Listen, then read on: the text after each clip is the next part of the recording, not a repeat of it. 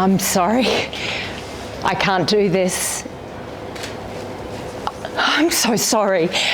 I don't know why they asked me. I'm sorry, this is not something that I'm able to do. Oh my God, everyone's staring at me. Wait a second.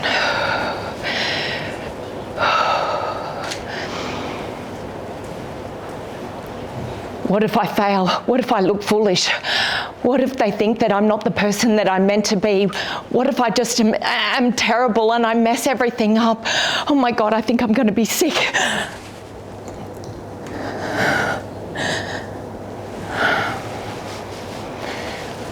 That was me 30 years ago. I had hit rock bottom. I was depressed. I was alone. I didn't know what I was going to do with myself. What I didn't realize that this was the beginning of everything that would follow. This rock bottom would be what I would build my life on. Now, the voices inside your head, they might be different to the ones that I heard. But I can guarantee that there are times when you've been asked to do something new. Maybe you're asked to get up and speak, or you're sitting alone, and that whisper starts to come into your head, and it gets louder and louder, and you can't hear any logic, and it just takes over. But it doesn't have to be that way. I am going to share with you something that completely changed my life. Something that meant that I could live a life filled with joy, no matter what was going on around me. This one learning that I'm going to share with you meant that I could make decisions really, really quickly and with ease. This one learning meant that I could have success, that I could be unstoppable. 24 years ago, my parents had a dream. A dream for me to be bigger, to get out and to live life. And that dream brought me to China. And there I was, this Australian girl, light brown hair, green eyes, and I wanted to be an actress. I wanted to live life to the fullest, to be noticed. And here I was, in this sea of black hair and porcelain skin, a language I didn't understand, a culture I didn't understand, a world that was so different. And I didn't feel a part of it. And so what I did was what majority of people do. They work to fit in. So that's what I did. I changed my mannerisms. I started trying to lose weight so that I was thin like all the women around me. I started changing the clothes that I wore. And I will tell you that I have never felt more foreign, not in another country, but in my own skin. It was the most incredible feeling because I had lost myself. What I realized that fitting in and belonging are not the same. Fitting in is where you change yourself to be accepted. But belonging is where you're accepted because of who you are. Now, back in those days, I did a lot of film work, and the circumstances weren't very nice. I have to say, it was hot. You know, the toilets were normally 10 minutes away. There was very little food, hardly any drink, and there were these young kids that were also filming, and they had their grandparents that would accompany them. And, you know, I realized every single day I would turn up and I would get angrier and more annoyed about how they were treating us. And I thought, this is unacceptable. And I had a right to stand up for myself and for everyone else. I thought, this is absolutely unacceptable. So when the organisers were talking to me, I'd snap back at them. When the director was telling me what I needed to do, I would do it in a half-assed way. Until one day, this young gentleman came up to me and I absolutely let it rip. I yelled at him. And he looked at me and he smiled and he said, actually, I'm just an extra. I went up the street to buy some water and it's to give to everyone. I had never been so embarrassed in my life. That night I went home and I thought, this is not me. This is not who I am. I'm not like this. And I made a decision that I would never film again. Those environments were shaping who I was. Now, not filming meant that I was losing money, and it was also something I was passionate about, but it wasn't worth the cost of the person that I was becoming. A few months later, I got a phone call from the TV station, and they were creating a new show called You Are the Chef, and they wanted me to be the host of it. And so I did something that I had never done before.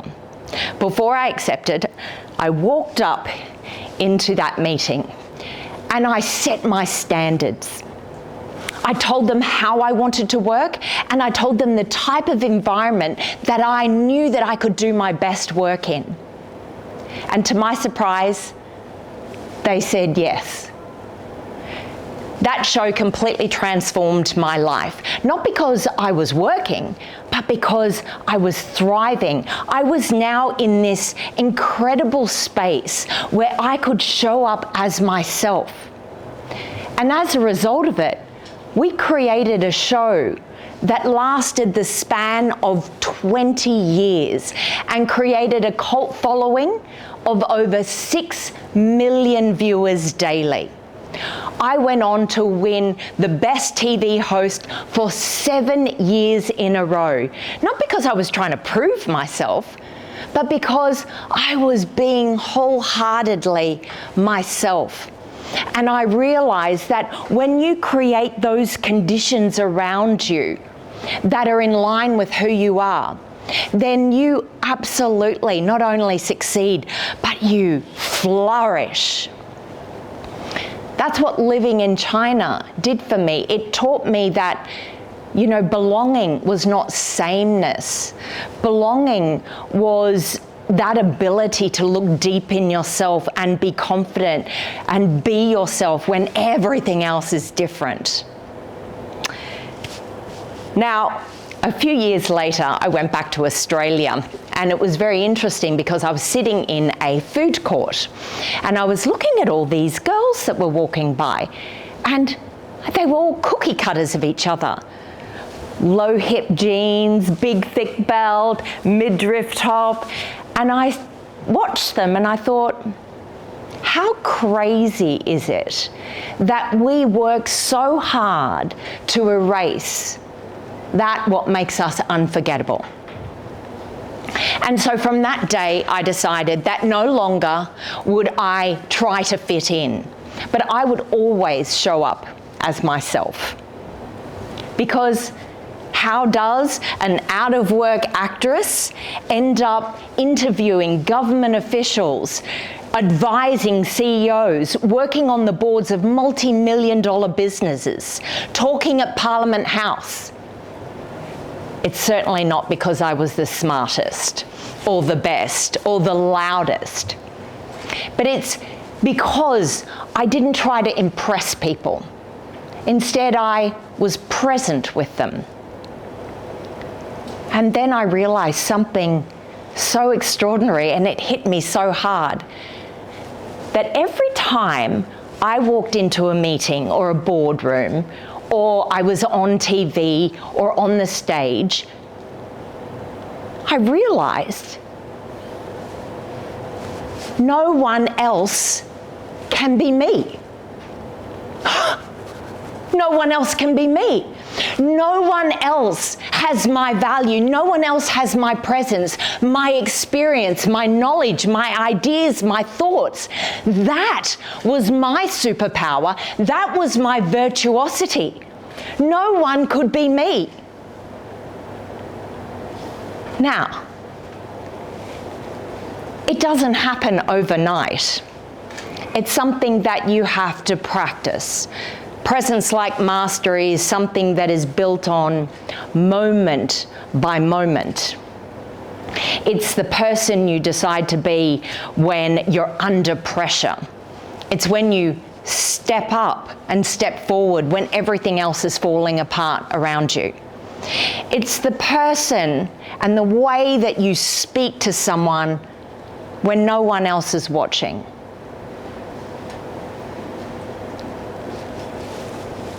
Mastery is not perfection. It is absolute alignment with your thoughts, your feelings, and your actions. And no one understood this better than Michelangelo. Michelangelo once said, "I saw the angel in the marble and I carved until I set him free." Now, Michelangelo wasn't literally talking about the statue of David. He was talking about his creative process that he went through and his worldview.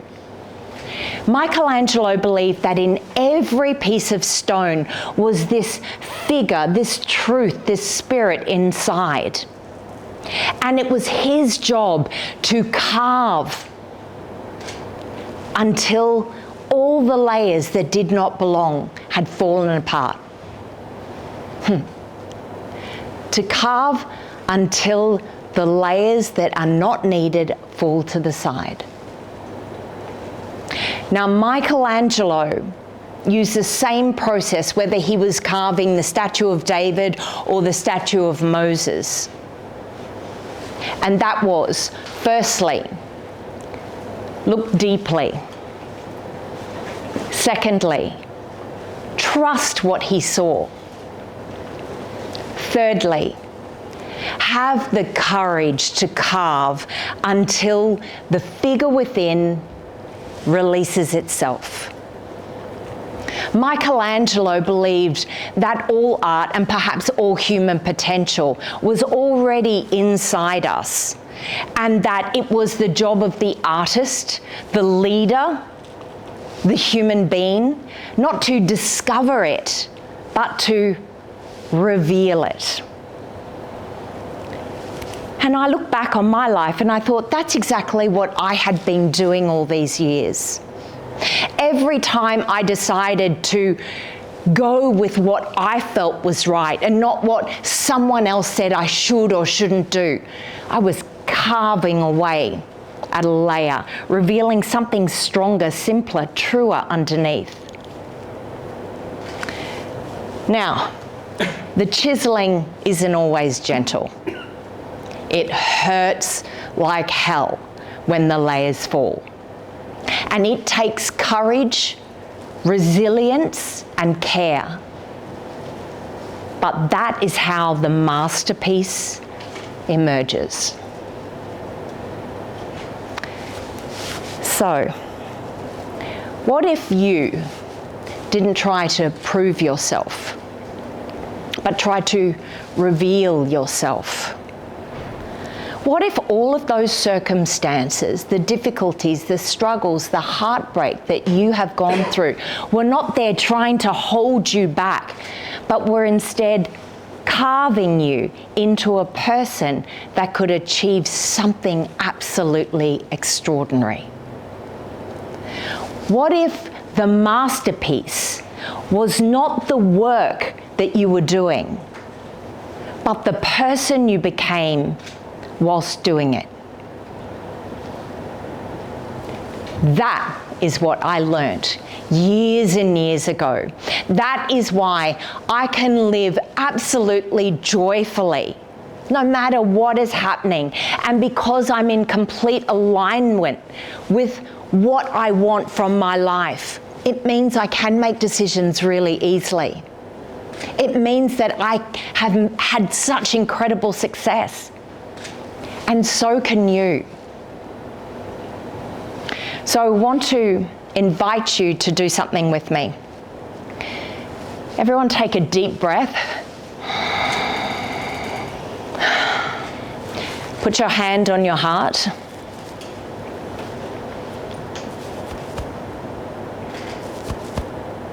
Do you feel that? That's the only proof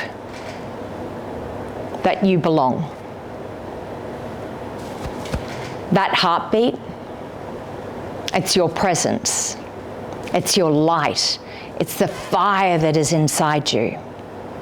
It is your reminder that you are not only just okay, you are amazing. When you realize that all the experiences, all the challenges that you go through, that they are really there as an invitation for you to understand yourself better, and that, you know, all of that difficulty is really about becoming more of who you are. When you realize that you cannot build a life you love whilst becoming a person you don't, and that your value comes from your uniqueness and no one else can be you. When you understand that, there is only one job for you, and that is to love yourself, to be proud of yourself, because all of the awards, all of the titles, your grades, everything will fade into the past. There is only one type of success that is important. That is the person you become. And that is what will walk with you into the future. So, never ever forget to ask yourself, who am I being in this circumstance? Never measure your success based on what you have achieved or what you haven't achieved, but measure it on who you're becoming. Your greatest masterpiece isn't those titles and the successes. It's who you become. And when you understand this, understand it completely, with every fiber in your being, I want you to take that person, the power, the experience, the knowledge, the ideas that you've got, and unleash it into this world. Because when you do that, you not only change your life, you unlock potential and change what's possible. That is when you become truly unstoppable.